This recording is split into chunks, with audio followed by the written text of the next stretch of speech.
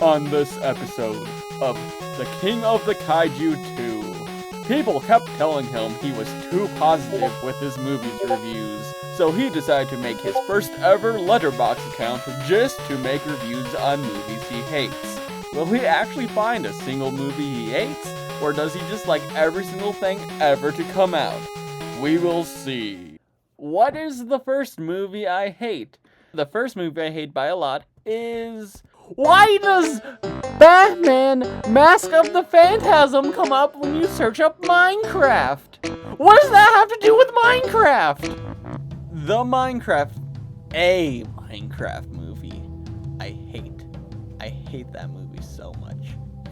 This was the most soulless shell of a movie I have ever seen. While the going to see it part was fun and all, this movie genuinely makes me want to rip off my face and give it to Carl the Llama as payment for my sins just by watching it. The only, and I mean only, good thing about this movie was the Technoblade cameo. That was pretty neat. The rest of this movie was the biggest dog turd I have ever seen. This could have been a fantastic movie, but somehow they just decided to make trash one day, and I would give it a 0 stars if I could. But a lot of people have the opinion that a Minecraft movie is bad. What a lot of people don't have the opinion of is that this movie some people call a masterpiece is bad. Just wait until I review it. Why, oh why, would I hate Dune? Well, Dune, the unmakeable movie to some. The cinematography in this movie is definitely amazing. But that is all. The film feels like it is 24 hours filled with nothing. Not only did this movie make me bored like none before, but it had the audacity to make a good sequel, which made me watch a video on the books where I found out Dune, of all things, is too weird for me. Not only did I not vibe with the whole world established in the first movie, everything in this is just super complicated, weird, and boring. The only thing that will make me watch the third film is the awesome worms. I love me some kaiju worms. But that does not save any film from being the crime against films. Boring. Now what's worse? Being a bad film, or being the only film in an amazing franchise to be mediocre? Kung Fu Panda 4 can answer that for us. On its own, this is a fine movie, but in the Kung Fu Panda franchise, this is like getting served a McDouble or everyone else gets a perfectly cooked steak. Not only did this movie decide to literally write half of the cast out as to not pay the actors, it also backtracked a bit on Poe's arc in the last 3 films. They also decided to make this the Spider-Man No Way Home with half of the cast gone. Now, I get why Tai Lung would help Poe, but ask yourself, why would any of the other villains do so? At least I liked who they were setting up as the new main character. That's right, I don't mind Aquafina. What could possibly be worse than Kung Fu Panda 4? Well, there is a lot of bad movies out there, and I don't want to pick on any of the very obviously bad ones. The next bad movie on our list is a little film called They/Them. Oh my god. I know, with the very sensitive subject of this film, it was going to be diversive. But this thing is just straight up bad. Literally unwatchable. Every single horror trope from the sun and back is here. Used in the worst way ever. The only good thing about this movie was the mask. It was kind of cool. That's it. I would rather jump off a cliff to my death and then go to the underworld where I am permanently stuck watching all 3 Human Centipede movies over and over again forever than ever watching this movie again. Honestly, maybe one of the worst movies I have ever seen in my life.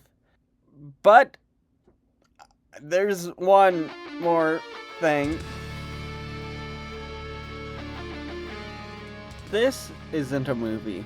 This is a meme fest forced to be made by a studio killing a man's vision. But hey, at least it's still entertaining, unlike one Spider-Man movie.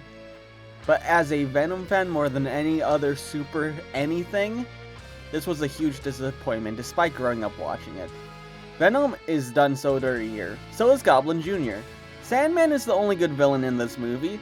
The only good thing in this movie. While this is still a fun watch, it put a stain on Spider-Man's name that lives forever in memes.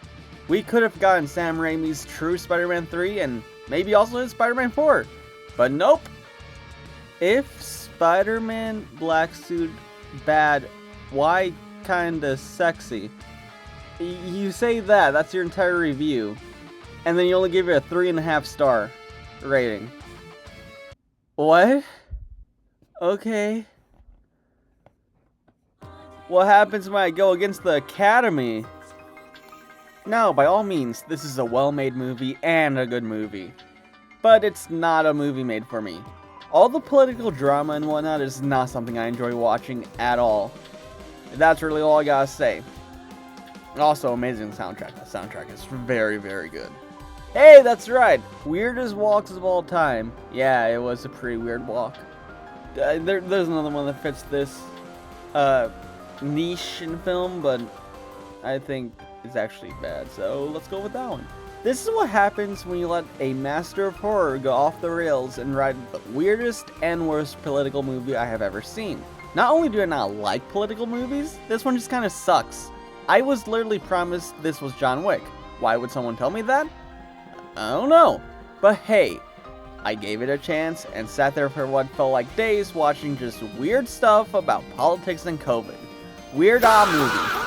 I haven't done any old movies yet. I'll do that after this last one because this is the most recent one and I very much consider it a bad movie even though I like the first one.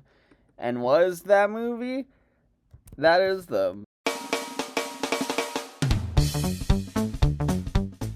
This is just jingling keys. Barely any story for something called the Super Mario Galaxy movie. You know, the one Mario game with a story. It's like they saw what worked in the first and said, nah, let's just do flashing lights and cameos.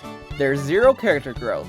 There's just some things that happen sometimes. Wanna see New York with Yoshi like you set up in the last one? You get a minute of it. And why in the world does Fox McCloud have more screen time than Rosalina in the Galaxy movie? Huge disappointment. Do better, Nintendo. You know what? I wasn't gonna do this because I probably judged it unfairly and that people would get very, very mad about this one because it's considered one of the greatest movies ever made. But let's do it anyways! Because doing normal bad movies is just kind of boring. This movie was so boring. Like one of the most boring movies I have ever seen. I can't even tell you what happened in the movie was that boring. Then again, I watched it once on 3 hours of sleep at like 1 in the morning, so I probably unfairly judged it and need to watch it again ASAP. I know a movie I don't like at all. Literally not funny. I thought it would be funny like 1 in 3, but nope, not funny at all. Just boring. You know what? I guess I could do Morbius. I was the one person on Earth excited for Morbius. Because of Morbius. I loved the Venom movies and thought this would be the same. What I didn't see happening was them having plot points shown in the trailer just not be in the movie at all.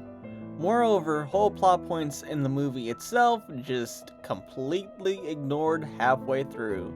Like Mr. Morbmaster had a heartfelt connection with a girl he was helping at the hospital. They shared the same disease or something and he wanted to improve her life. This was supposed to be one of his motivations, but instead, he just kinda forgets about her to go fight Doctor Who in some of the most messy CGI I've ever seen. Also, just saying, you would have won a few brownie points if you actually made this rated R, but it's just garbage. Oh my god. 5 out of 5 stars. What can I say? I laughed. I cried. I smiled. I got scared. I pooped my pants. Actually, everyone pooped their pants. Morbius did not just eclipse Jack and Jill as the greatest film released by Sony Pictures, nor did it just obliterate Battle Earth as the medium's greatest achievement, it transcends film. It transcends literature. It transcends art.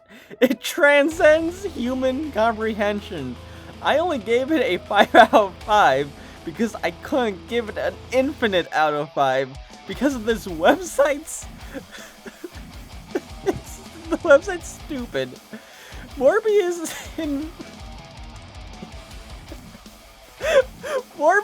invented humanity. The instant the Marvel logo shows up on screen, you actually physically leave your seat just because you're gravitating. And then Jared Leto, oh my god, sweet Jared Leto, sweet Jared Little. I felt so bad for him. He spent so many years being too little. He was too little to fit on the screen in Suicide Squad. But the instant he shows up on the screen, I peed and pooped my pants. The instant he appeared and looked at the screen and said, "I'm acting," everyone said in unison, "Wow, he is literally me." Jared Little brings so much to this movie that he becomes Jared Bigelow by the end.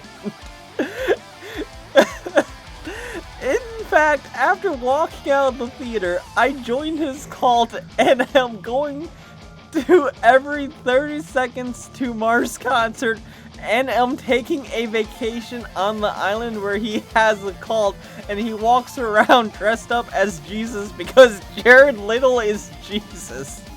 Morbius might in fact be the second coming of Christ. I don't think anyone is prepared for this movie. It is not going to be April. It is now going to...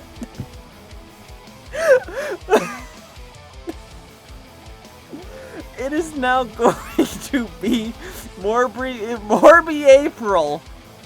Let me keep it so real. For a Marvel movie, that's just mean. That's just mean and rude. That was an honest review. That was mean and rude. The ultimate battle of Baja Blast versus Code Red. I mean, come on. Jared Leto looks more normal as the Joker than he did in this movie. Sadly, this will not be the summer of Morbius, nor do I think this will sell 1 trillion tickets. Sad. Wait. What's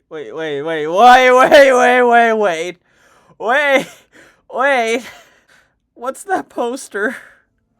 This may be the greatest poster of all time. I didn't notice it. A truly moving cinematic masterpiece, a film truly like no other.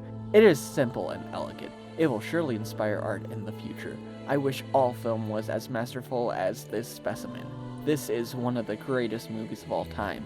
I did not watch it.